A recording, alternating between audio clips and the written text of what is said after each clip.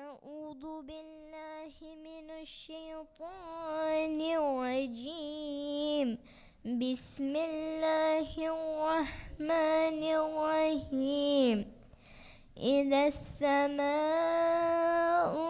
انفطرت وإذا الكواكب انتثرت وإذا البحار فجرت وإذا القبور بعثرت علمت نفس ما قدمت وأخرت. يا أيها الإنسان ما غرك بربك الكريم الذي خلقك فسواك فعدلك في أي صورة ما شاء ركبك. كلا بل تكذبون بالدين وإن عليكم لحافظين كراما كاتبين يعلمون ما تفعلون. إن الأبرار لفي نعيم وإن الفجار لفي جحيم يصلونها يوم الدين وما هم عنها بغائبين. وما أدراك ما يوم الدين ثم ما أدراك ما يوم الدين يوم لا تملك نفس لنفس شيئا والأمر يومئذ لله. صدق الله العلي العظيم.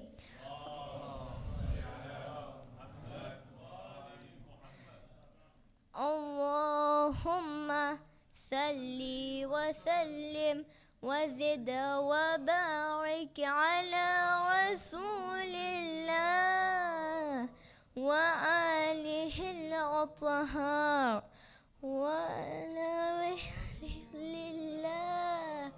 وآله الأطهار. صل على محمد وآل محمد.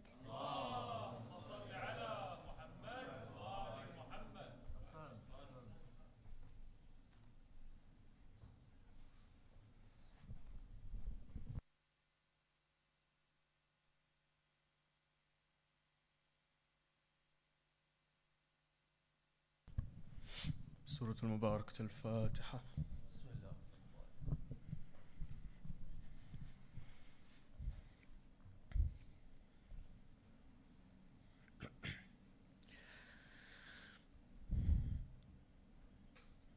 بسم الله الرحمن الرحيم. اللهم صل على محمد وآل محمد. اللهم إني أسألك وأتوجه إليك بنبيك نبي الرحمة محمد صلى الله عليه وآله. يا أبا القاسم يا رسول الله يا إمام الرحمة يا سيدنا ومولانا، إنا توجهنا واستشفعنا وتوسلنا بك إلى الله وقدمناك بين يدي حاجاتنا يا وجيها عند الله. اشفع لنا عند الله. يا أبا الحسن يا أمير المؤمنين يا علي بن أبي طالب يا حجة الله على خلقه يا سيدنا ومولانا، إنا توجهنا واستشفعنا وتوسلنا بك إلى الله، وقدمناك بين يدي حاجاتنا يا وجيها عند الله، اشفع لنا عند الله.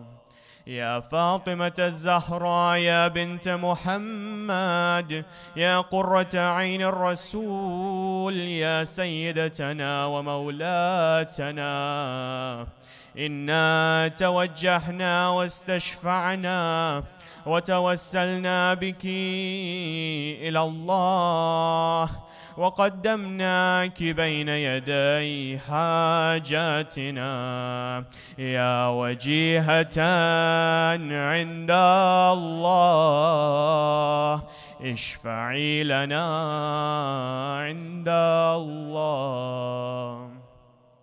يا أبا محمد يا حسن بن علي، أيها المجتبى يا ابن رسول الله، يا حجة الله على خلقه، يا سيدنا ومولانا، إنا توجهنا واستشفعنا وتوسلنا بك إلى الله، وقدمناك بين يدي حاجاتنا يا وجيها عند الله، اشفع لنا عند الله. يا أبا عبد الله يا حسين بن علي، أيها الشهيد يا ابن رسول الله، يا حجة الله على خلقه، يا سيدنا ومولانا، إنا توجهنا واستشفعنا وتوسلنا بك إلى الله، وقدمناك بين يدي حاجاتنا يا وجيها عند الله، اشفع لنا عند الله. يا أبا الحسن يا علي بن الحسين، يا زين العابدين يا ابن رسول الله، يا حجة الله على خلقه، يا سيدنا ومولانا، إنا توجهنا واستشفعنا وتوسلنا بك إلى الله، وقدمناك بين يدي حاجاتنا يا وجيها عند الله، اشفع لنا عند الله. يا أبا جعفر يا محمد بن علي، أيها الباقر يا ابن رسول الله، يا حجة الله على خلقه، يا سيدنا ومولانا، إنا توجهنا واستشفعنا وتوسلنا بك إلى الله، وقدمناك بين يدي حاجاتنا يا وجيها عند الله، اشفع لنا عند الله. يا أبا عبد الله يا جعفر بن محمد، أيها الصادق يا ابن رسول الله، يا حجة الله على خلقه، يا سيدنا ومولانا، إنا توجهنا واستشفعنا وتوسلنا بك إلى الله، وقدمناك بين يدي حاجاتنا يا وجيها عند الله، اشفع لنا عند الله.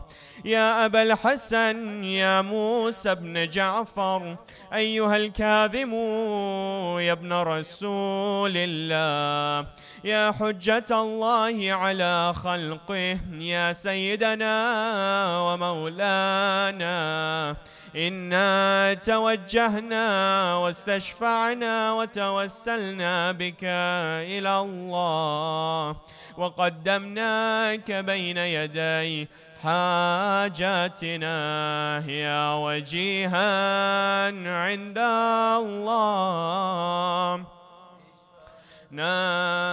عند الله. يا أبا الحسن يا علي بن موسى أيها الرضا يا ابن رسول الله، يا حجة الله على خلقه يا سيدنا ومولانا، إنا توجهنا واستشفعنا وتوسلنا بك إلى الله، وقدمناك بين يدي حاجاتنا يا وجيها عند الله، اشفع لنا عند الله. يا أبا جعفر يا محمد بن علي أيها التقي الجواد يا ابن رسول الله، يا حجة الله على خلقه يا سيدنا ومولانا، إنا توجهنا واستشفعنا وتوسلنا بك إلى الله، وقدمناك بين يدي حاجاتنا يا وجيها عند الله، اشفع لنا عند الله. يا أبا الحسن يا علي بن محمد أيها الهادي النقي يا ابن رسول الله، يا حجة الله على خلقه يا سيدنا ومولانا، إنا توجهنا واستشفعنا وتوسلنا بك إلى الله، وقدمناك بين يدي حاجاتنا يا وجيها عند الله، اشفع لنا عند الله. يا أبا محمد يا حسن بن علي أيها الزكي العسكري يا ابن رسول الله، يا حجة الله على خلقه يا سيدنا ومولانا، إنا توجهنا واستشفعنا وتوسلنا بك إلى الله، وقدمناك بين يدي حاجاتنا يا وجيها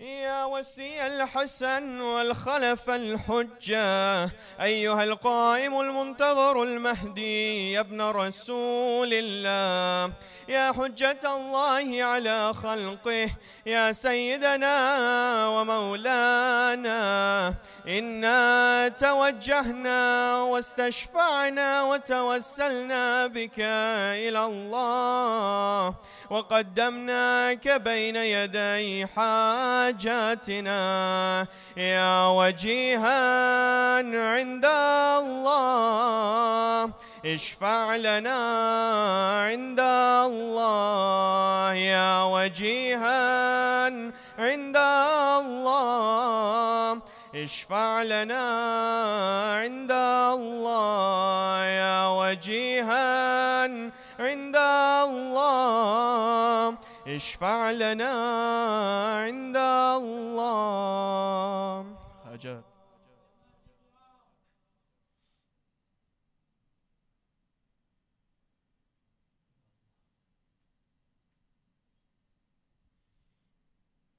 يا سادتي وموالي إني توجهت بكم أئمتي وعدتي ليوم فقري وحاجتي إلى الله، وتوسلت بكم إلى الله، واستشفعت بكم إلى الله، فاشفعوا لي عند الله، واستنقذوني من ذنوبي عند الله، فإنكم وسيلتي إلى الله، وبحبكم وبقربكم أرجو نجاة من الله، فكونوا عند الله رجائي يا سادتي يا أولياء الله.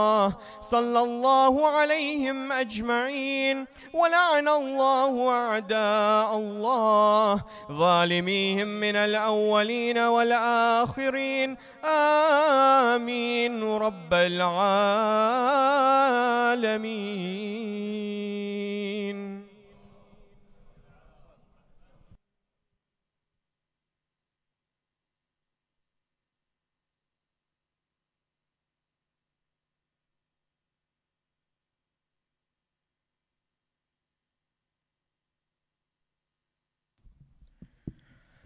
أعوذ بالله من الشيطان الرجيم. بسم الله الرحمن الرحيم. مؤمنين السلام عليكم ورحمة الله وبركاته. Condolences on the wafat of Hazrat Abu Talib, the father of Amir al-Mu'minin alayhi wassalatu wassalam. Allahumma salli ala Muhammadin wa ala Muhammad. Today, Tuesday, the 6th of February 2024, eve of 26th of Rajab 1445. I remind you, please kindly keep your mobile phones on silent during the program and always keep your belongings with you at all times. We begin with some sad news. Marhuma Layla Bai Safdar Virji Walji, daughter of Marhum Manji Walji of London, passed away on Thursday and will be buried tomorrow, Wednesday the 7th of February. Salatul Mayyat will be prayed after Salatul Zuhrain, burial thereafter at Carpenter's Park Cemetery at 2 p.m. Also, Marhum Akbar Muhammad Ali Fazal of London, who passed away on Saturday and will also be buried tomorrow, Wednesday the 7th of February. Salatul Mayyat will be prayed at 10:30 a.m., the burial thereafter at Carpenter's Park Cemetery at 11:30 a.m.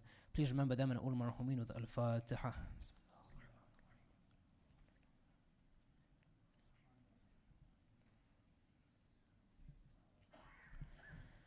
Tomorrow, Wednesday the 7th of February, it is the Mi'raj and Rosa Be'sad program, which will start at 8 p.m. with Quran.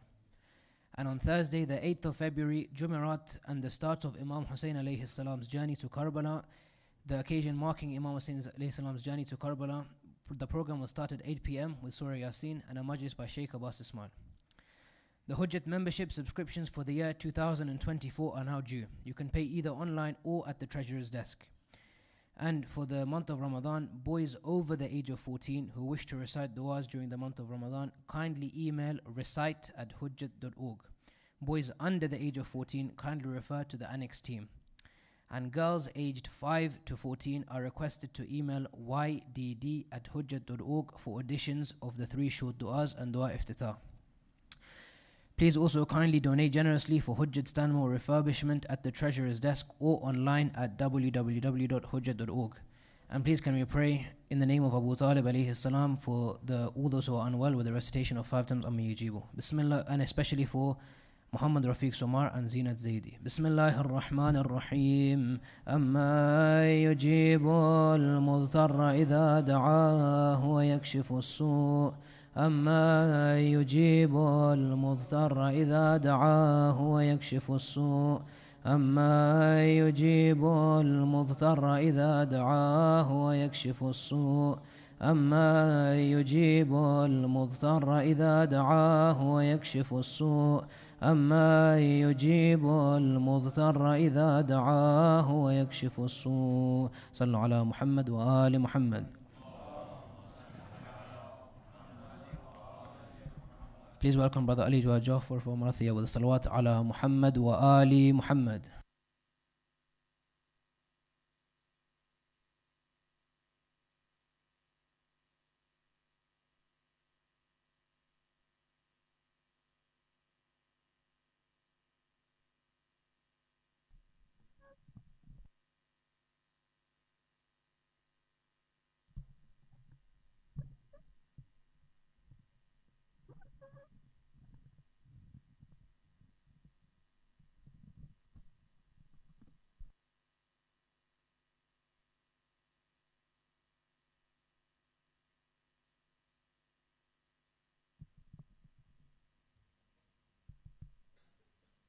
الفاتحة.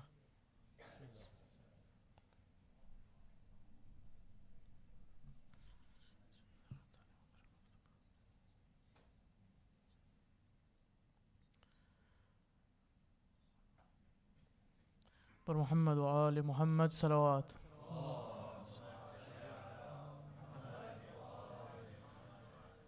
یا فاطمہ ردا میں چھپا لو حسین کو،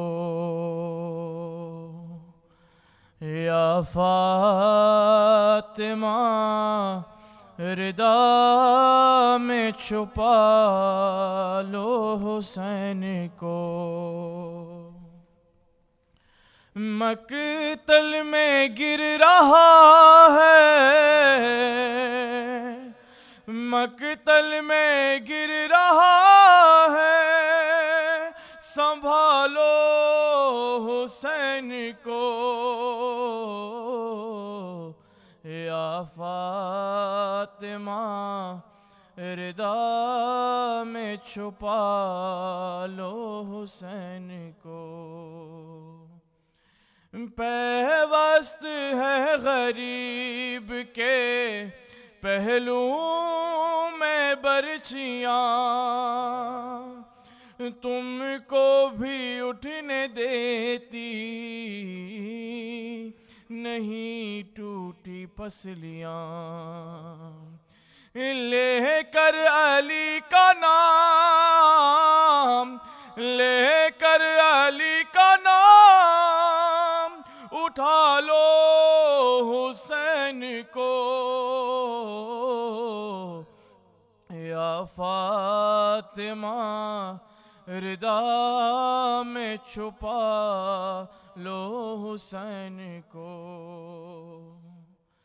دیوار و در کے بیچ جو ارمان رہ گئے،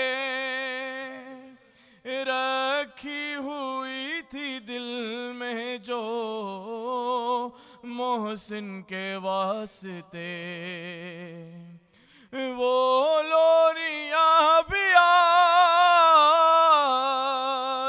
وہ لوریاں بھی آج، سنا لو حسین کو،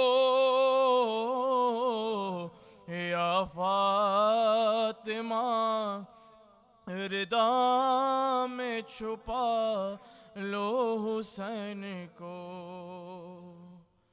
16 پہر کی پیاس ہے اور ہے لبوں پہ دم، دے کر غریب بیٹے کو عباس کی قسم، پانی اگر ملے تو، پانی اگر ملے تو پلا لو حسین کو، یا فاطمہ ردا میں چھپا لو حسین کو، حیدر تڑپ رہے ہیں پیمبر ہے بے قرار، تم کیسے سن رہی ہو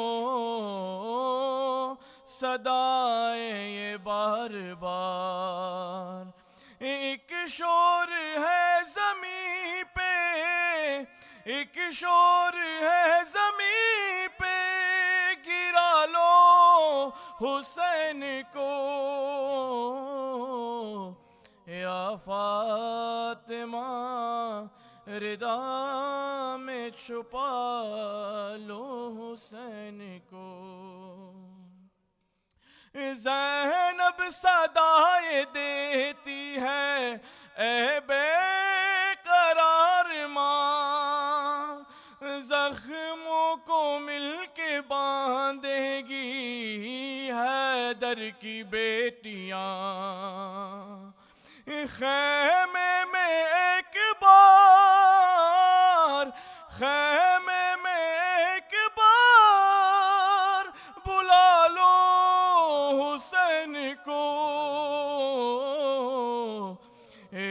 फातिमा रिदा में छुपा लो हुसैन को, या फातिमा छुपा रिदा में छुपा लो हुसैन को।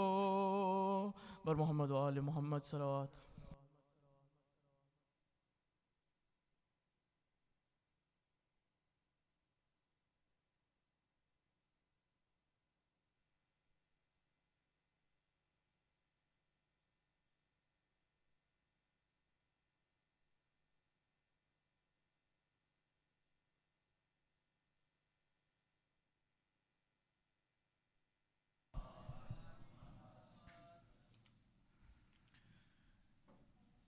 Before we begin, if the brothers can move forward as much as possible, please. Inshallah. Allahumma salli ala Muhammad wa ala Muhammad.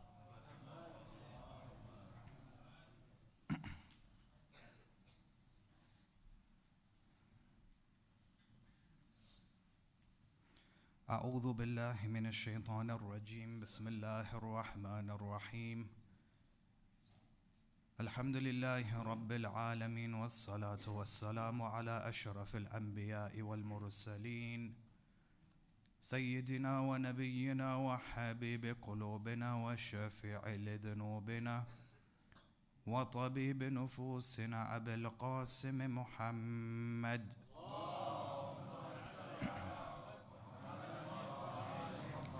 والصلاة والسلام على أهل بيته الطيبين الطاهرين المعصومين المظلومين، ولعنة الله على أعدائهم أجمعين إلى قيام يوم الدين. وفقنا الله وإياكم بعلم وعمل صالح إن شاء الله، بذكر الصلاة على محمد وآل محمد.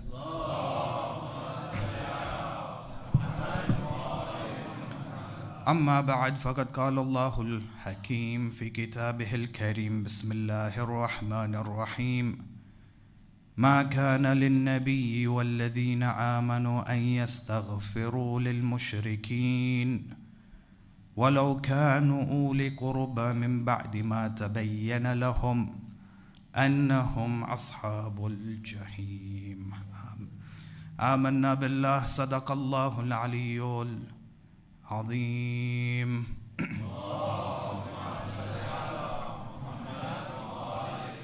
Respected elders, brothers and sisters, Assalamu alaikum wa rahmatullahi wa barakatuh. So it seems that there is a virus that is going around, and unfortunately I have been a victim to it, and my throat is nearly dying.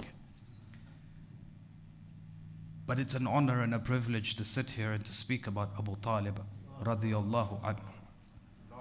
Allahumma salli ala Muhammad wa ala Muhammad.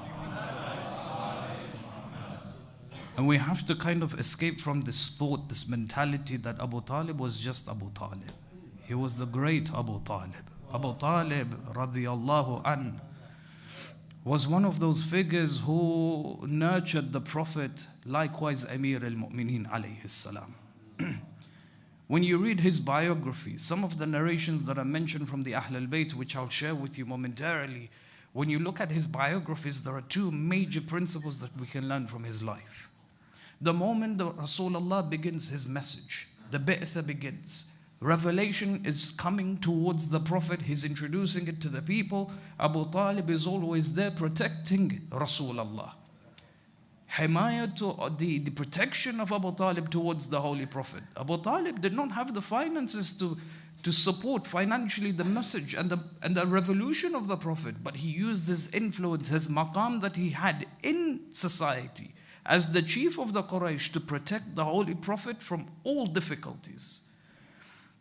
As the challenges were now coming towards the Prophet, they were being poured onto Abu Talib as well, and never does he waver from this. He doesn't say, you know what, society is against me, let me isolate myself, even if it's momentarily, from the Holy Prophet of Islam. Never does he think along these lines. So when you tell me, what do I learn from Abu Talib? I say to you, one, if I am confronted any time in my life between, or choosing between ad-deen and the workplace that I work in, for example, or between deen and my finances and my money, between deen and the prospects that I can acquire, the maqam that I can reach, never compromise on the values of your religion. Abu Talib had this engraved in himself. Despite how difficult the circumstances became, never did he move away from Islam or even protecting the Holy Prophet of Islam. The idea of compromising the values of Islam for whatever it may be, dunyawi, he understood there is a trade-off that is made by the human being. Either you acquire pleasures of your own self, where you satisfy your own desires. In the process, you gain the dissatisfaction of Allah subhanahu wa ta'ala. Is it worth it? For Abu Talib, even if the entire Meccan society were against him, as long as Allah's pleasure was with him, he did not waver from his position. And this message is something that is reverberated by the Ahlul Bayt alayhim as-salam. When you have the entire society being displeased with you, but Allah is pleased with you, you've not lost anything. But when you cater for the desires of the people in society and you behave the way they want you to behave, acquiring the displeasure of Allah subhanahu wa ta'ala, you've lost everything. That's why with regards to the maqam of Abu Talib alayhi rahmah, you find that the Ahlul Bayt come forward and they say that he was mu'minul Quraysh. He was the believer amongst the people of Quraysh. In a different narration, you find that the Imam alayhi salam, he says with regards to Abu Talib, he was like the Ashab of Kahf. The Ashab al-Kahf. In the apparent nature of it, within society he would hide his faith, but internally he was a believer, and for that he will be given double the reward. In a different narration, they say that he is considered to be hujjah min hujjatillah, or hujjaj.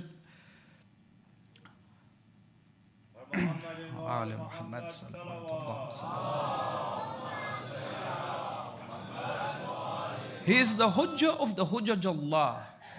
And this is perfectly in line with our ideology. Now, even if someone was to come forward and say, oh, but these narrations are weak and they're da'if, the content, the message that is being delivered by these narrations tell us that it's perfectly in line with our belief. What's our belief?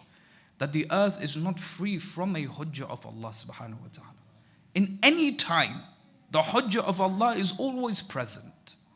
We know, and we discussed this in one of the Thursday night lectures, from the time of Nabi Isa alayhi salam all the way to the time of Rasulullah sallallahu alayhi wa alihi. Allahumma salli ala Muhammad. There was a gap of prophethood. Oh, who was the prophet then? There's no narrations telling us that there was a prophet between these two Ulul Azm prophets, but we know that there were awsiya. From amongst the awsiya, there were those who were considered to be from the lineage of Nabi Ibrahim alayhi salam. You find, for example, amongst them was Abdul Muttalib. Amongst them was Abu Talib, likewise. Abu Talib was one of the hujjah of Allah subhanahu wa ta'ala on this earth when the Prophet even began his message. This is according to the narration. Abu Talib, when you look at his personality, was the son of Abdul Muttalib. When you look at the biography of Abdul Muttalib, there is one particular incident. They say that he acquired a well. Zamzam was under his control. And that was a significant maqam to reach in society. Considering the Kaaba was there, the people would come every year to perform the Hajj or their version of Hajj. The control of the water was in the hands of Abdul Muttalib. Now when you have control of a resource like that, you're very affluent. Abdul Muttalib was known to then disperse all of his wealth for the fuqara and the masakeen of Mecca. They say that anyone who came knocking on the door of Abdul Muttalib, he would cater for their needs. He would give them meat. He would give them, for example, rice and barley and all of these different things. He would give them water. He would give them wealth. The altruism of Abdul Muttalib, this is something that is consistent even amongst his lineage. When you look at the A'immat al-Athhar, their altruism, it was the greatest in comparison to all those who lived around them. It all comes from Abdul Muttalib. When Abdul Muttalib passes away, Abu Talib then takes on that position. And they say that Abu Talib used to give everything away for the fuqara and the masakeen, cater for their needs, to the extent that the historians mention that he himself became poor. the amount of wealth that he would just give away, he became poor. Now Ibn Hisham speaks about this, and I'll speak slightly about Ibn Hisham in a few moments. They say Ibn Hisham mentions that a point came in Abu Talib's life where he was no longer capable of looking after the Prophet. And so he comes across his brother Abbas and he says to him that, look, why don't you adopt my son Jaffer and we let Rasulullah adopt my son Ali alayhi salam. And that's how Imam Ali alayhi salam went into the house of the Holy Prophet of Islam. Now there is an ishkal, there is an issue with this particular statement, but this is something that's incorporated by majority of the historians. I won't go into what the ishkal is. Research this for yourself. Abu Talib, he was poor, yet he commanded respect from the people around him. That dignity, that respect didn't come from the wealth and the assets and the resources that he had and the way he presented himself in his community by dunyawi aspects. Respect was given to him because of the values that he stood for. Because of the respect of the people around him, automatically that guarded the Holy Prophet of Islam. No one dared to touch Rasulullah as long as Abu Talib was alongside him. Now let me begin the discussion. Amir al-Mu'mineen alayhi salatu wassalam.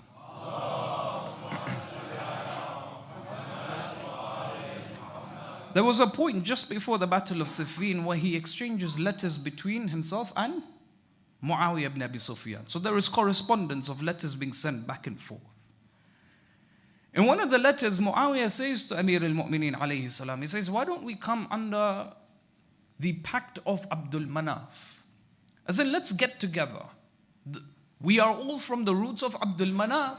Abdul Manaf is the great-great-grandfather of the Imam alayhi salam. Likewise, Muawiyah ibn Abi Sufyan. They were distant relatives, very distant relatives. Amir al-Mu'mineen sends a letter back.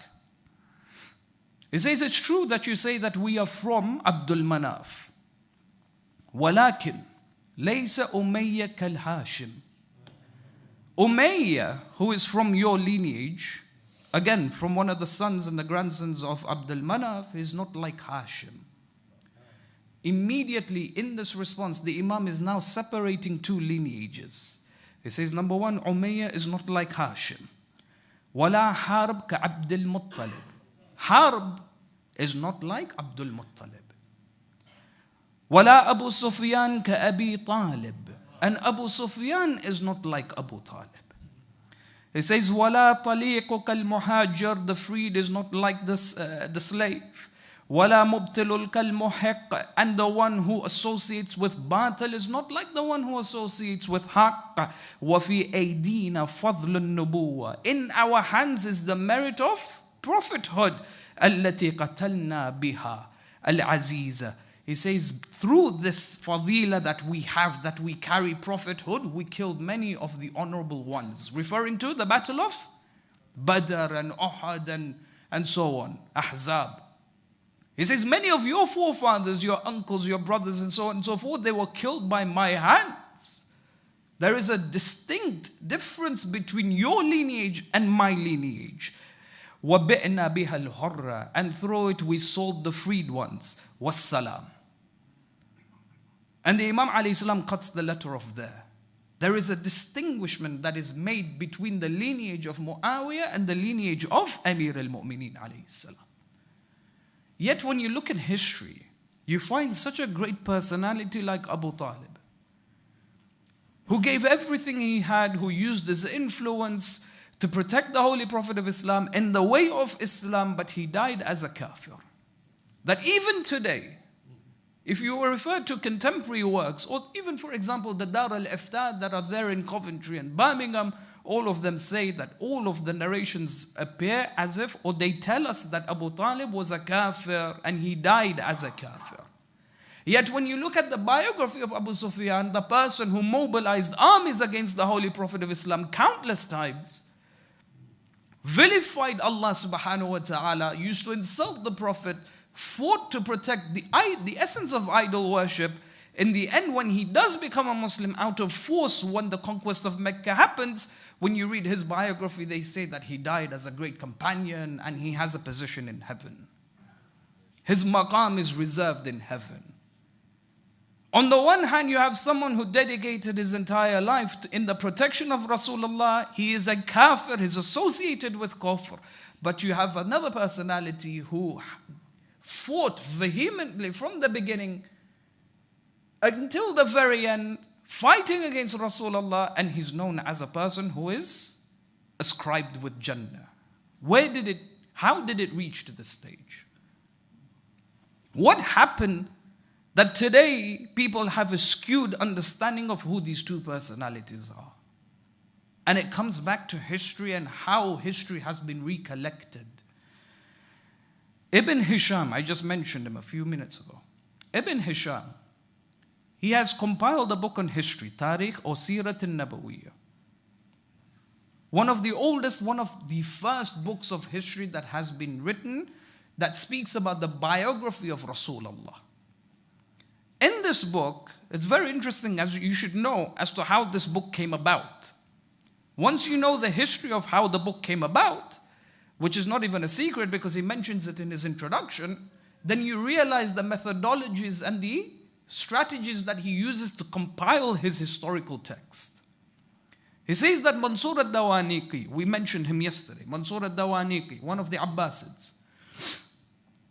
Mansur al-Dawaniqi, he summoned me, so I went all the way to him. He says, when I saw Mansur, I saw with him his son Mahdi al-Abbasi. He said to me, Ibn Hisham, do you know who this person is? He says, I know, he's your son.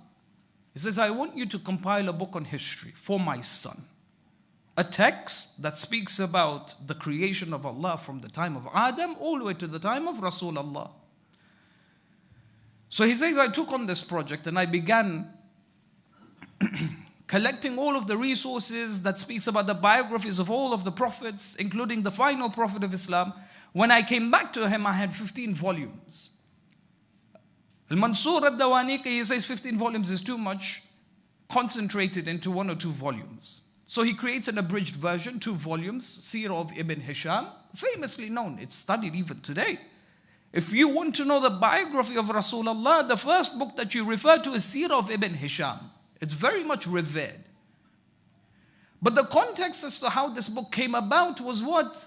Was under the guidance or was under the authority of the Bani Abbas. So automatically there's a question mark there. That not everything that's mentioned within the book has to be true, or not everything that's mentioned in the book is true, simply because it's under the guidance of the Bani Abbas. You're in academia. In academia, if you write an article or you write a dissertation, you have to make it clear whether you've been influenced by any party or whatsoever. Where do the funds come from? Where did the funds come from for you to create this particular work? To show that there is a level of biasness, and you have to be authentic. Whether you've approached this work that you've published, whether you had any bias towards it or not. Ibn Hisham's bias was that it was done under the authority of the Bani Abbas, which meant, you see what's interesting here, is that the Bani Abbas, they had animosity towards the Bani Umayyah. The Bani Abbas had animosity towards the Bani Umayyah. So the bias here is that whatever crimes that were committed and corruption that were committed by the Bani Umayyah, the Bani Abbas would make that very clear. They were enemies. So when you refer to some of the sources in history, because they all came about during the Abbasid period, they don't shy away from mentioning the crimes of the Bani Umayyah. What's even more interesting is there is a great contradiction that takes place within historical sources. On the one hand, you have all of these narrations that big up certain members of the Bani Umayyah. All of these fabrications came about during the time of Muawiyah ibn Abi Sufyan, when he started generating and fabricating ahadith in favor of certain personalities, specifically within his own family. But then when you approach the conversation from a historical perspective, you find that history attests to some of the crimes that they committed. So the fadila that are mentioned on their behalf or regarding them does not match their actions that are mentioned in history. So there's a major contradiction there. Secondly, The Bani Abbas, because this book, Ibn Hisham's book, was collected under the authority of the Bani Abbas, they had the opportunity to hide their own corruption. So when you refer to history, the history of Harun, Ma'mun, Mutawakkil, they're all known as great leaders of Islam. Why? Because this history came about during their era. And they presented themselves to be good, just leaders. If you and I did not have access to the narrations of the Ahl al-Bayt, today you and I would think that they were good leaders as well. They say that the golden age of Islam, the golden era of Islam, how did it come about? It came about because of the Khulafa of the Bani Abbas. Look how great contributions came out from the Muslim Ummah, all because of Ma'mun al-Rashid. But then they don't know that Ma'mun al-Rashid was the one who poisoned Imam al-Rida alayhi salam. Thirdly, what both of these dynasties have in common is the animosity towards the Ahl al-Bayt alayhim salam. So given the opportunity, even if it's the slightest opportunity, they would demean the members of the Ahl al-Bayt and anyone associated with them.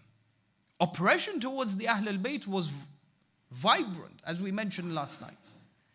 But then likewise, there was a period of character assassination that was directed towards the Ahl al-Bayt alayhim salam and the followers of the Ahl al-Bayt. I'll give you one particular example. Historically, we know there's an ayah in the Holy Quran.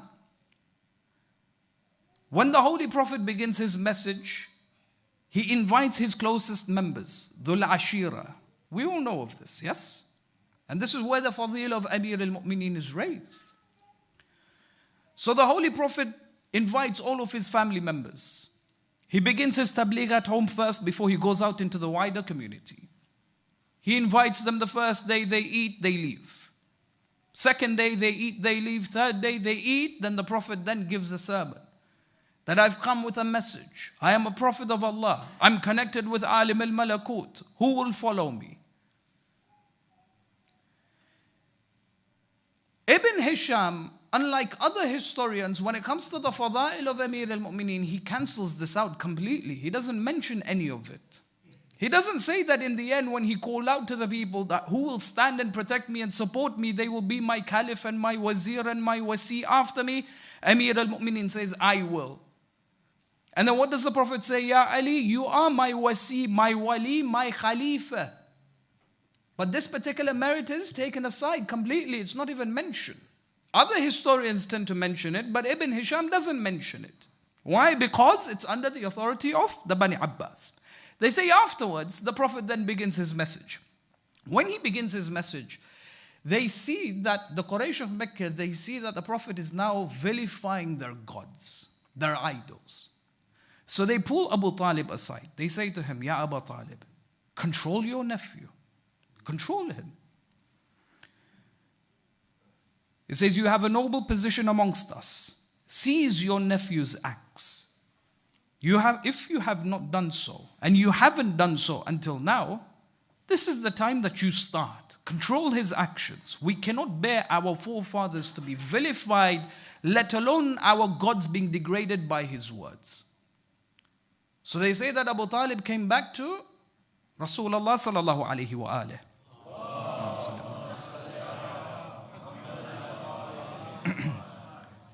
He says, Ya Muhammad, your people have said such and such. Spare me and yourself.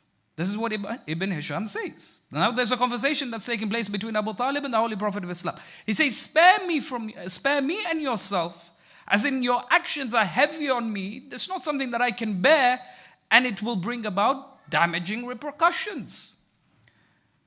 Do not make me endure more than what I can. So the Prophet replies to Abu Talib with the famous reply. He says, my uncle, if they put the sun on my right hand and the moon on my left hand, never shall I waver from this path. It's a famous hadith, we've all heard of it, yes? But then Abu Talib responds to the Prophet of Islam. Sorry, he doesn't respond. The Prophet then, when he sees that Abu Talib is in a state of distress. He doubts whether Abu Talib will fall short in his support, so he cries, he gets up and he walks away. When he walks away, Abu Talib turns to Rasulullah, he says, "Oh Muhammad, come back, my nephew, come back." Rasulullah then responds to Abu Talib and he says to him, "You say whatever you need to say to them, I will not move from this position." Now I don't doubt that this conversation took place, as in this, if they put the sun in my right hand and the moon in my left hand, I shall not waver from this position. I don't doubt that statement being mentioned by the Prophet of Islam. What I doubt is the interaction and the emotions that are mentioned within this particular hadith. Abu Talib never felt that he was burdened by the actions of Rasulullah. Nor did Rasulullah question the loyalty of Abu Talib. But when you approach history that's under the guidance of those who are anti-Ahl al-Bayt, then you can expect a lot of these nuances mentioned within the books of history. So be careful when you read the books of history. When we speak about the kufr of Abu Talib, you find that our brothers unfortunately rely on two major narrations. And when you dig deeper into these narrations, you find that there are a lot of inconsistencies. Many narrations, but they all come back to two roots, two narrations. One narration is with respects to the event that takes place when Abu Talib passes away. And the second narration is with respects to the Prophet of Islam saying that Abu Talib will be in a position in Jahannam. And through my intercession, Allah will make his position in Jannah less than what it's meant to be. With regards to the second narration, we'll speak about that in another time.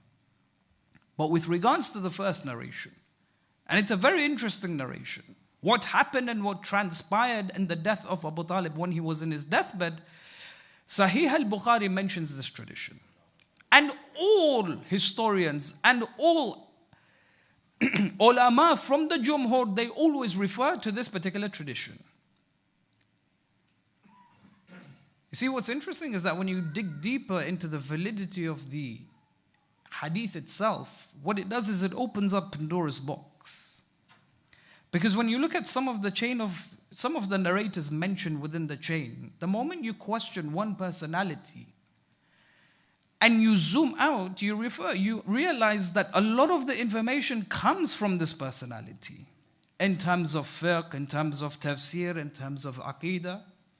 But when you put a question mark on him, then you have to put a question mark on everything that he has said with regards to all the different aspects in Islam.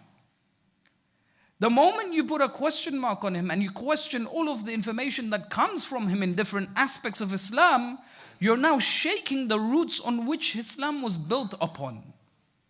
And the moment you proceed further, you realize that everything that you've relied upon is not even considered to be weighty anymore. When you look at this dialogue, this polemical dialogue, whether Abu Talib was a kafir or a Muslim, this is not something new. This has been discussed centuries before. Shaykh al-Mufid has written a book. Shaykh al-Mufid is the teacher of Shaykh al-Tusi, rahmatullah alayhima. Shaykh al-Tusi lived 1,000 years ago. Shaykh al-Mufid has written a book mentioning the iman of Abu Talib. This has already been discussed 1,000 years prior. Why is it that we're having the same conversations again? In academia, if you say that Abu Talib was a kafir, and I say that no, he was a mu'min, and these are my evidences, it behoves that you look at my evidences and you disprove them. Not keep reverberating that he was a kafir because Sahih al-Bukhari says so. We've passed that. 1,000 years ago, we've passed that. Why is it that we're now banging our heads on the wall, providing information, evidence to the iman of Abu Talib without them even looking at our arguments? Because they know that the moment we question the entire system that has developed Sunni Islam, the moment you push a little bit forward, it questions the entire validity of their system. This particular narration in Sahih al-Bukhari, it's a very interesting narration. They say that when Abu Talib was in his deathbed, the Prophet went towards him. When he entered the chamber, the room, Abu Talib is there lying down on his bed. Abu Jahl is next to him. And then the Prophet says to Abu Talib, he says, my uncle, say La ilaha illallah. He says, the moment you say La ilaha illallah, it will give me a position to defend your honor on the day of judgment. Now, question marks. There's a few question marks. Number one, to become a Muslim, do you need to say La ilaha illallah? Mentioning one shahada, is that suffice? Does that suffice? Or do you need to say Muhammadun Rasulullah? Why does the Holy Prophet say, just say La ilaha illallah? But forget about the messengership part of it. I will defend for you on the day of judgment. Does it make sense? Secondly, our argument has been very clear from the very beginning. A Muslim does not need to say shahada. If you are a Muslim, is there a need for you to say a shahada? What does it take to be a Muslim? Number one, you have words. Number two, you have actions. If you come across someone who mentions words like Salamun Alaikum, or whenever he mentions the name Muhammad, he says Sallallahu Alaihi Wa Alaihi, these are indications to what? It's indications that he is a Muslim. So using context of words and how people express their language or words, you understand that they are Muslims. Number two, through actions. If someone is praying, if someone is reciting Quran, if someone, for example, goes for ziyarah or hajj or whatever, you know that they are Muslims. The respect to the orphans, yes, they ascribe to the values of Islam. You know that they are associated with the religion of Islam. Do we have the responsibility to say, who heard your shahada? Are you a Muslim? No. It's not how we behave in conventional society.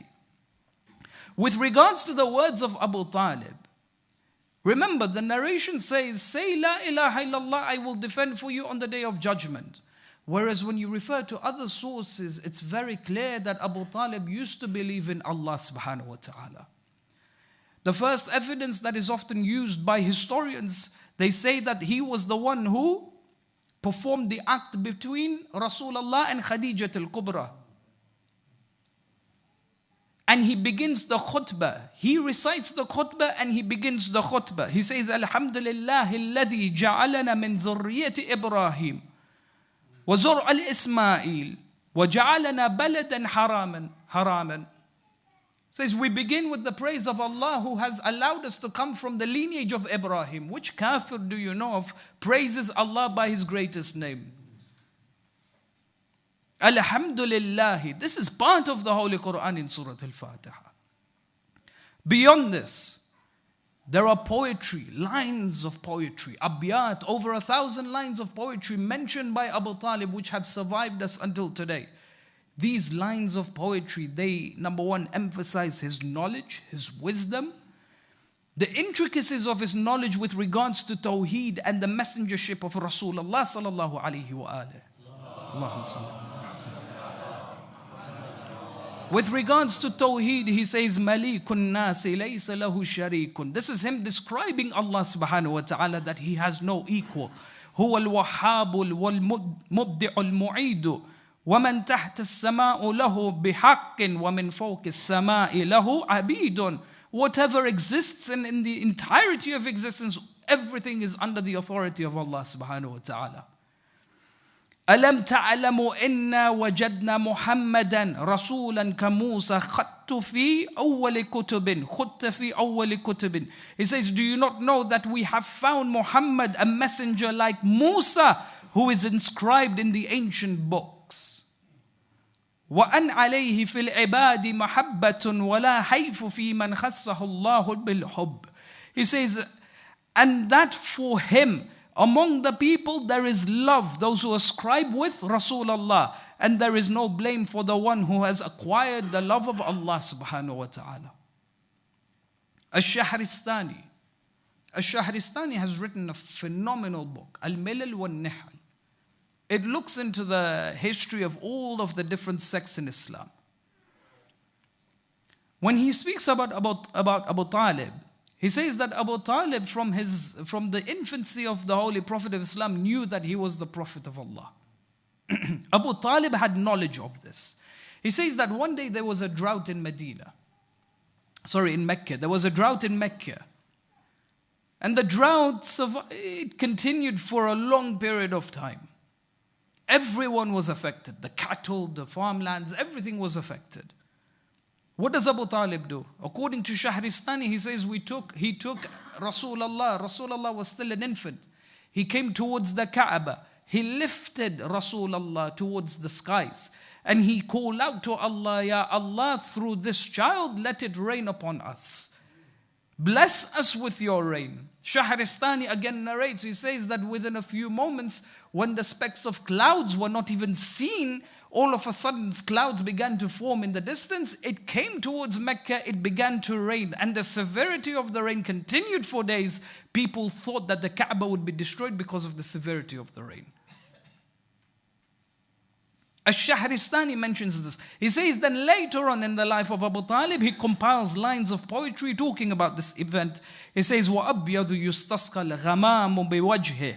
And through his luminous face, and through the illuminated face, it is him that the clouds poured down rain. ثِمَالُ الْيَتَامَ عِسْمَةٌ لِلْأَرَامِلِ.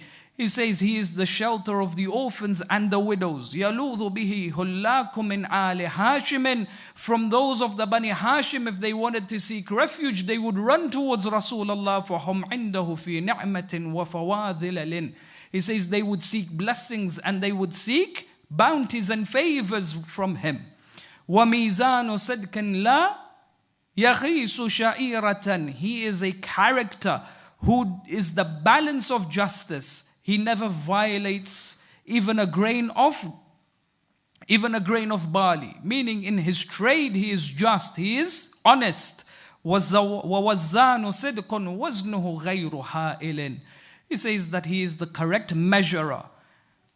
He gives the appropriate weight for things. And no one is to fear that he will do injustice towards them. Ash-Shahristani, when he mentions this, oh, by the way, Shahristani believed in the Iman of Abu Talib. So even within this madhab, you find that there are people with different opinions.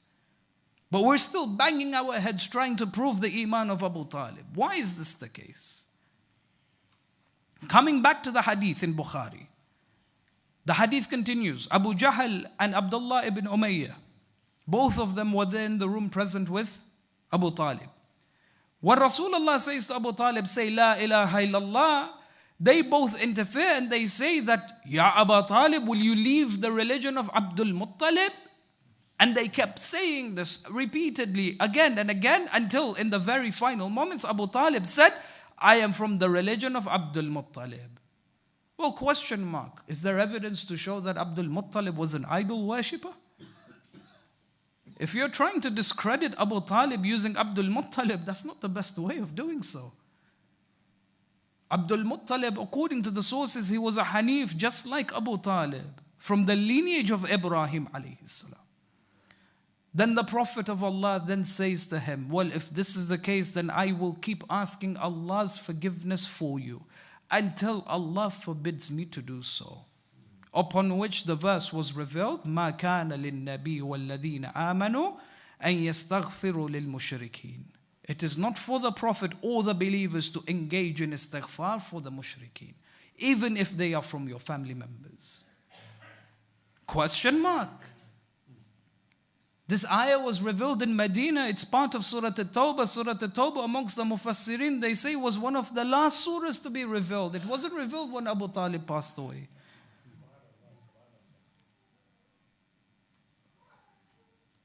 You see, the moment you question the validity of this narration, they say there is a second narration that is mentioned that is even stronger than this narration. Again in Sahih al-Bukhari, one of the narrators of this particular second narration is Az-Zuhri, Muhammad ibn Muslim al-Shihab al-Zuhri. They say, when you read his biography, they say Az-Zuhri was momentarily the student of Imam al-Sajjad alayhi salam. Allahumma salli ala Just like how Abu Hanifa was the student of the 7th and the 6th Imam, Az-Zuhri was the student of the 4th Imam. But then later on, he ascribed himself with the Bani Umayyah. Tell me, will you find any fadila associated with the Bani Hashim coming from anyone associated with the Bani Umayyah? They say Az-Zuhri used to fabricate ahadith against Amir al-Mu'mineen, to the extent that Imam Sajjad intervenes and he writes him a vicious letter. He gives him maw'idha, he gives him a warning. He says, Ya Zuhri, Allah has gifted you with knowledge, but you've used that knowledge to gain dunya. You've used this knowledge to enrich yourself and ascribe yourself to the enemies. It's a lengthy letter that Imam Sajjad alayhi salam presents to Az-Zuhri. Az-Zuhri is one of those figures, the moment you question him, his reliability, it questions the foundations of the entire madhab. They say that when Abu Talib was now in a position where he is forced into the shi'ab, the valley, his valley, the boycott is now enacted, it's effective. They say that Abu Talib, through his actions, was preserving the life of the Prophet of Islam. How does he do so? During the night, they say that when the Prophet would never sleep in the same bed twice. One day he would make sure that the Prophet sleeps in the bed, and then he switches him to a different bed. And then he would tell his sons, Jaffer and then Talib, Aqil and Amir al-Mu'mineen, go and sleep in the bed of the Holy Prophet of Islam. Just in case if there is a spontaneous surprise attack, you are the ones who are killed and not the Prophet of Islam. Himayah of Abu Talib. Actions speak louder than words. I don't need him to say La ilaha illallah. I look at his actions and I see how he has molded himself with the message of Islam.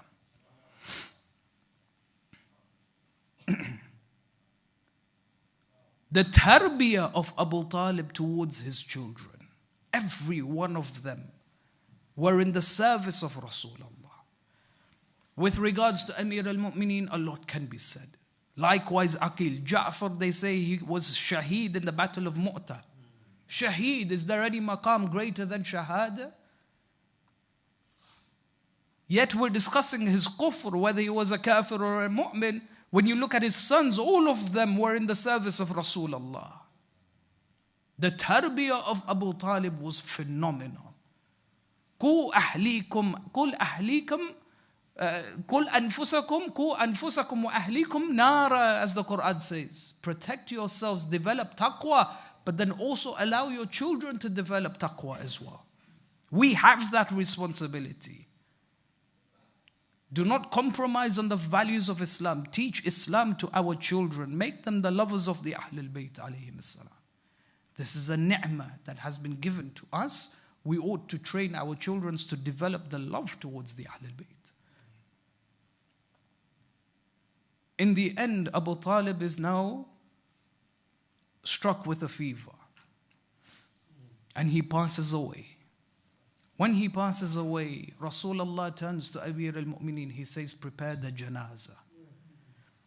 The Imam performs his ghusl and shrouds him.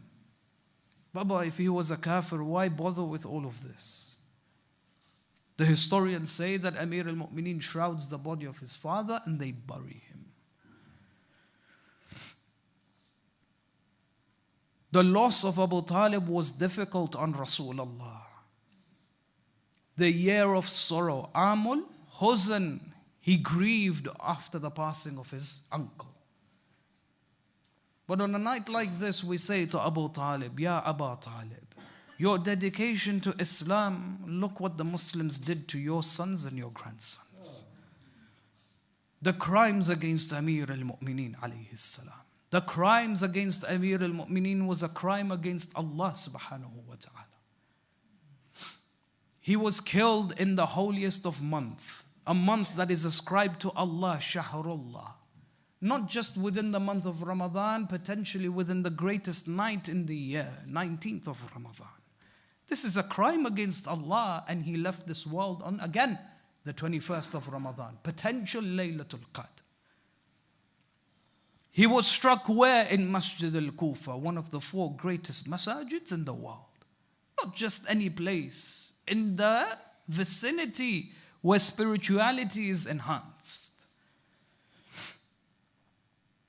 They say that when Amir al-Mu'mineen was struck, Imam al-Hassan as well as Imam al-Hussein, they carried him back towards the house. When they approached the door, the Imam said to his sons, "Leave me, let me enter the house." They said, "Why?" He said, "I do not want Zainab to see me in this state." Masa'ib, Zainab is Masa'ib. Why? Because she witnessed the slaughter of every member of Ahlul Kisa. The beauty behind this is that the members of the Ahlul Bayt, they tried to cover their wounds in front of Zainab alayhi salam. They made sure that Zainab does not see their wounds and their injuries. Imam al-Hassan, when he vomits his blood into the bucket, as soon as Zainab knocks on the door, he tells Imam al-Hussein, "Hide this bucket quickly. Do not let our sister see what I've just done." But who was there to cover the wounds and the injuries of Abu Abdullah from Zainab alayhi salam? When she witnessed Shimr ibn Dhil-Joshan sit on the chest of Abu Abdullah, when she witnessed Shimr ibn Dhil-Joshan strike the neck of Abu Abdullah, who was there to cover the wounds of Abu Abdullah for Zainab al-Kubra? To the extent that they even forced her to walk towards the battlefield, until the narrator says, "Wallah ma ansa qawla Zainab hina marrat bi akhiha." I will never forget the cries of Zainab when she saw Abu Abdullah. They asked him, "What did she say?" She cried out, she said, "Ya Muhammad, ya Muhammad, هذا حسين بالأرى مقطع الأعضاء مرمل بالدماء." Look and observe your grandson whose body has been abandoned in the plains of Karbala. His body has been cut into pieces, stained by his own blood. Ya Muhammad wa banatuka sabaya, and your children, your daughters have been taken as prisoners. Wa dhurriyatuk muqattala, and your lineage has been cut off. إنا لله وإنا إليه راجعون سيعلم الذين ظلموا أي منقلب ينقلبون. ماتم الحسين.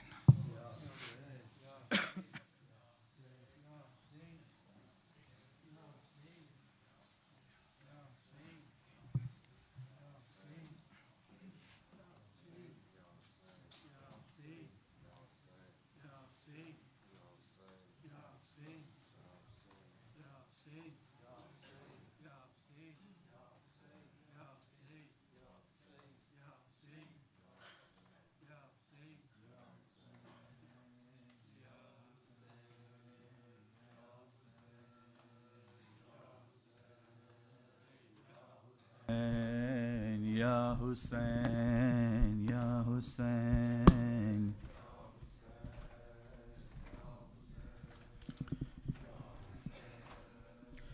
Hussein, Ya Hussein.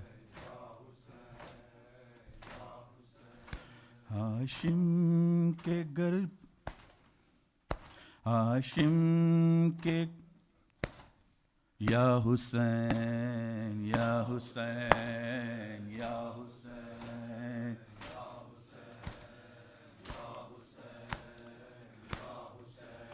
Hashim के घराने पर एक ताज़ा मुसीबत है.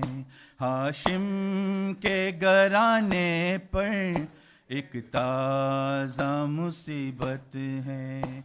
हाशिम के घराने पर एक ताज़ा मुसीबत है.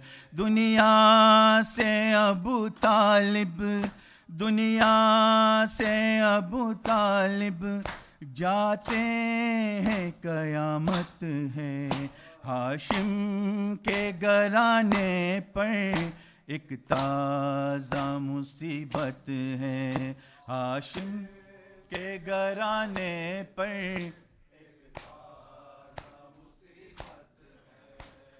اشک آنکھوں سے مد کی جاری ہے جدائی میں، اشک آنکھوں کے احمد کی جاری ہے جدائی میں، اشک آنکھوں سے احمد کی جاری ہے جدائی میں، علموں کی حمایت سے محروم کی نوبت ہے، دنیا سے ابو طالب، دنیا سے ابو طالب جاتے ہیں قیامت ہے، ہاشم کے گھرانے پر ایک تازہ مصیبت ہے، ہاشم کے گھرانے پر ایک تازہ مصیبت ہے،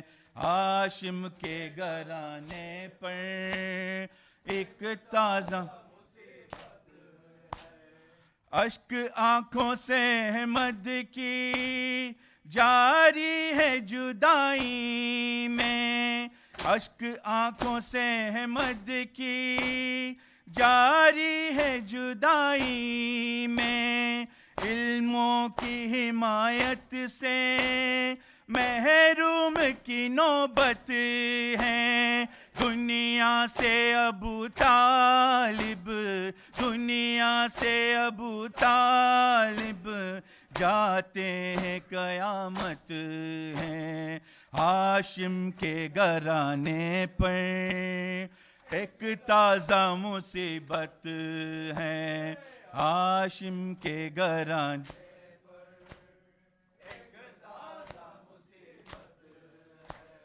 ایمان کو رکھا مغفی ازکیل محمد نے، ایمان کو رکھا مغفی ازکیل محمد نے، ایمان ابو طالب اللہ کی رحمت ہے، ایمان ابو طالب اللہ کی رحمت ہے، دنیا سے ابو طالب، دنیا سے ابو طالب جاتے ہیں قیامت ہے، ہاشم کے گھرانے پر ایک تازہ مصیبت ہے، ہاشم کے گھرانے پر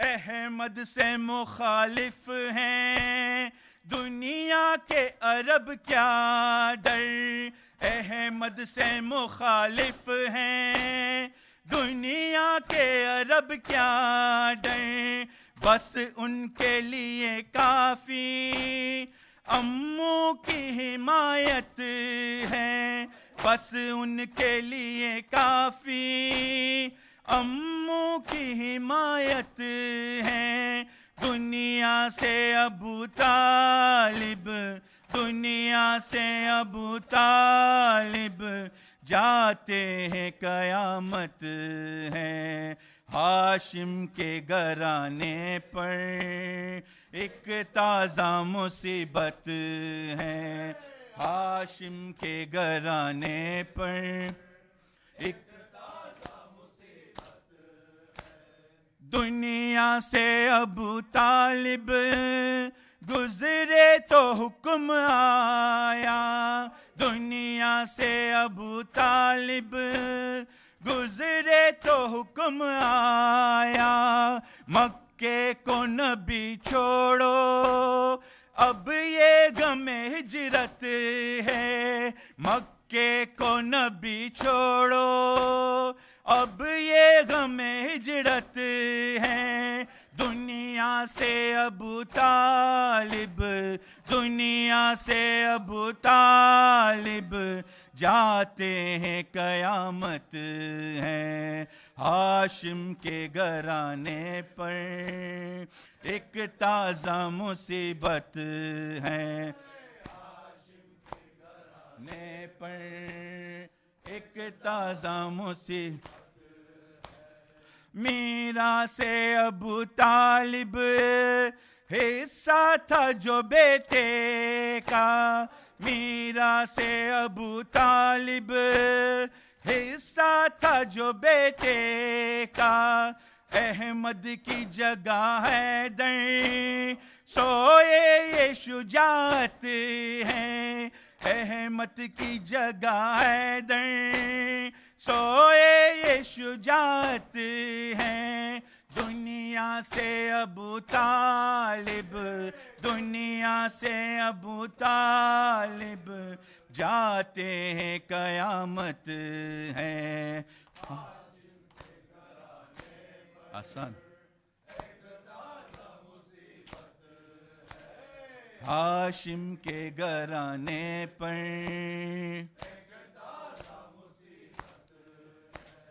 اولاد ابو طالب دیتی رہی قربانی اولاد ابو طالب دیتی رہی قربانی جب دین محمد پر آئی کوئی آفت ہے جب دین محمد پر آئی کوئی آفت ہے دنیا سے ابو طالب دنیا سے ابو طالب جاتے ہیں مصیبت ہے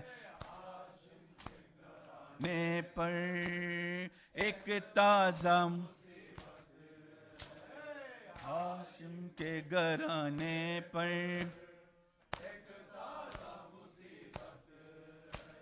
ہاشم کے گھرانے پر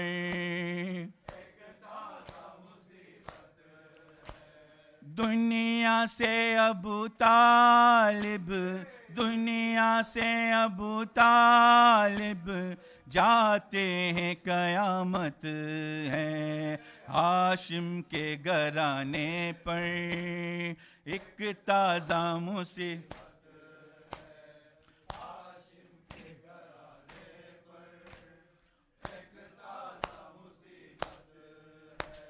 میراث ابو طالب حصہ تھا جو بیٹے کا میراث ابو طالب حصہ تھا جو بیٹے کا احمد کی جگہ ہے در سوئے یہ شجاعت ہے احمد کی جگہ ہے در سوئے یہ شجاعت ہے دنیا سے ابو طالب دنیا سے ابو طالب جاتے ہیں قیامت ہے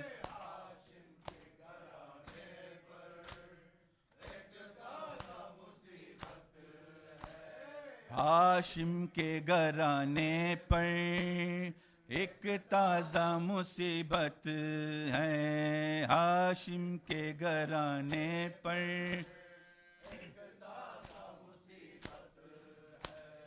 دنیا سے ابو طالب گزرے تو حکم آیا دنیا سے ابو طالب گزرے تو حکم آیا مکے کو نبی چھوڑو اب یہ غم ہجرت ہے مکے کو نبی چھوڑو اب یہ غم ہجرت ہے دنیا سے ابو طالب جاتے ہیں قیامت ہے دنیا سے ابو طالب جاتے ہیں دنیا سے ابو طالب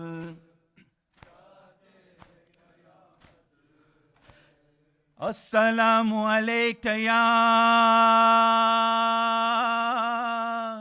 ابو طالب السلام علیک یا إمران ابن عبد المطالب. صلوات.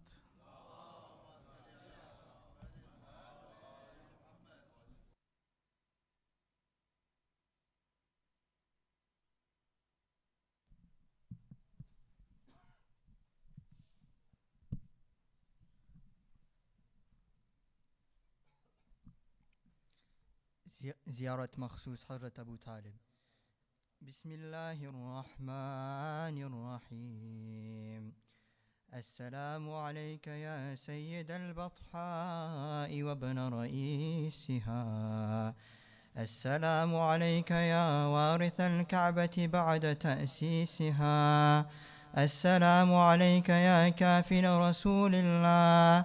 السلام عليك يا حافظ دين الله. السلام عليك يا عم المصطفى. السلام عليك يا أبا المرتضى. السلام عليك يا والد الأئمة الهدى. كفاك بما أولاك الله شرفا ونسبا، وحسبك بما أعطاك الله عزا وحسبا. السلام عليك يا شرف الوجود. السلام عليك يا ولي المعبود.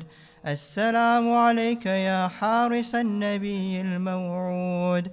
السلام عليك يا من رزق ولد هو خير مولود. السلام عليك يا من خصص بالولد الزكي الطاهر المطهر العلي اشتق اسمه من العلي. هنيئا لك ثم هنيئا لك من ولد هو المرتضى من رسول وأخو الرسول وزوج البتول وسيف الله المسلول. هنيئا لك ثم هنيئا لك من ولد هو من محمد المصطفى بمنزلة هارون من موسى. هنيئا لك من ولد هو شريك النبوة والمخصوص بالأخوة وكاشف الغمة وإمام الأمة وأبو الأئمة. هنيئا لك من ولد هو قسيم الجنة والنار ونعمة الله على الأبرار ونقمة الله على الفجار.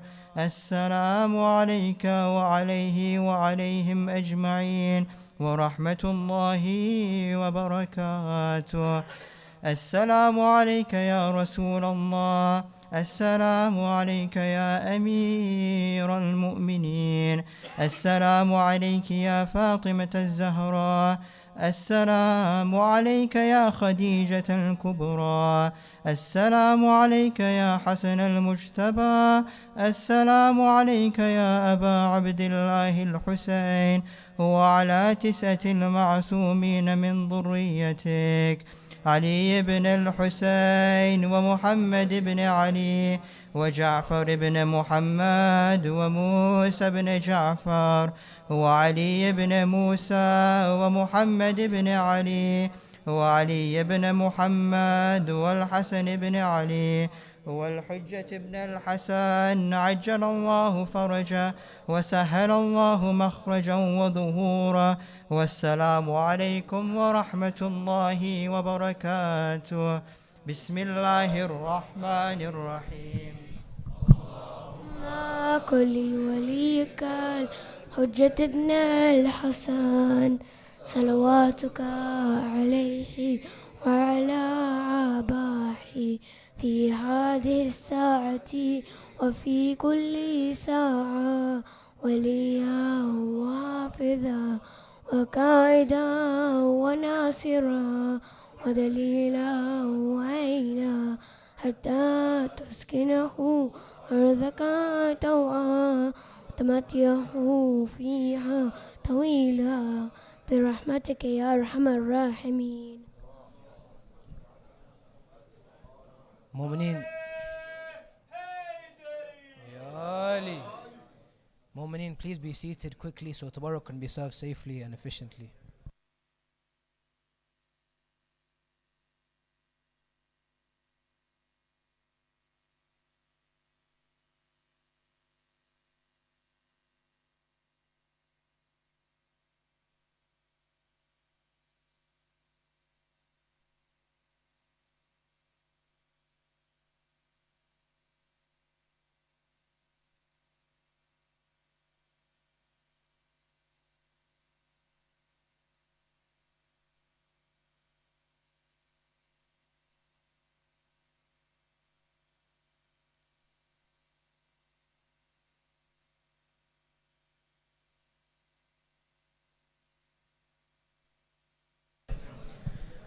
Mu'mineen, the volunteers can't serve tabarruk to those who are standing, so please be seated quickly so make their lives easier. Asante.